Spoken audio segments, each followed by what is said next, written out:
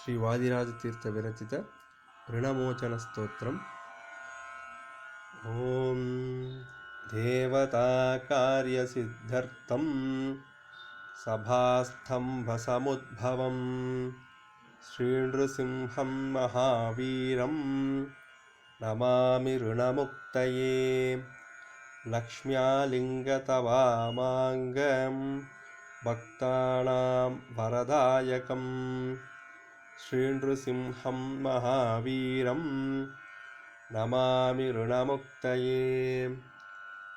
ಆಂತ್ರಮಾಲಾಧರಂ ಶಂಖ ಚಕ್ರಾಬ್ಜಾಯುಧಧಾರಿಣಂ ಶ್ರೀನೃಸಿಂಹಂ ಮಹಾವೀರಂ ನಮಾಮಿ ಋಣಮುಕ್ತಯೇ.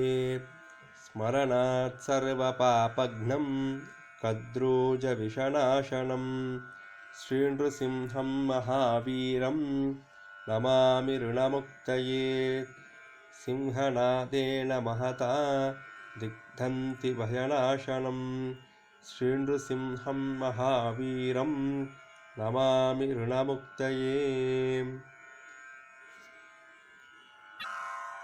ಪ್ರಹ್ಲಾದವರದಂ ಶ್ರೀಶಂ ದೈತ್ಯೇಶ್ವರವಿಧಾರಣಂ ಶ್ರೀನೃಸಿಂಹಂ ಮಹಾವೀರಂ ನಮಾಮಿ ಋಣಮುಕ್ತಯೇ.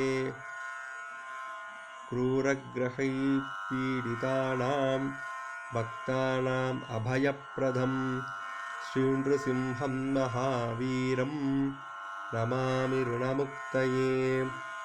ವೇದವೇದಾಂತಯಜ್ಞೇಶಂ ಬ್ರಹ್ಮರುದ್ರಾದಿವಂದಿತಂ ಶ್ರೀನೃಸಿಂಹಂ ಮಹಾವೀರಂ ನಮಾಮಿ ಋಣಮುಕ್ತಯೇ.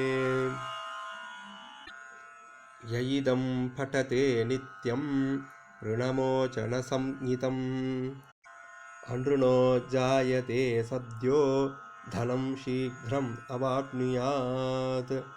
ಇತಿ ಶ್ರೀ ವಾದಿರಾಜತೀರ್ಥ ದೃಷ್ಟನೃಸಿಂಹಪುರಾಣೋಕ್ತಂ ಋಣಮೋಚನ ಸ್ತೋತ್ರಂ. ಈ ಶ್ಲೋಕವನ್ನು ಪ್ರತಿನಿತ್ಯ ಯಾರು ಪಾರಾಯಣ ಮಾಡ್ತಾರೋ ಅವರಿಗೆ ಋಣ ತೀರಿ ಸಂಪತ್ತು ಬೆಳೆಯುವಂತೆ ಭಗವಂತ ಮಾಡ್ತಾನೆ ಎಂಬುದಾಗಿ ಈ ಫಲಶ್ರುತಿ ಕೊನೆಯಾಗಿ ಹೇಳಿದಂಥ ಶ್ಲೋಕದಲ್ಲಿ ಹೇಳಿದ್ದಾರೆ.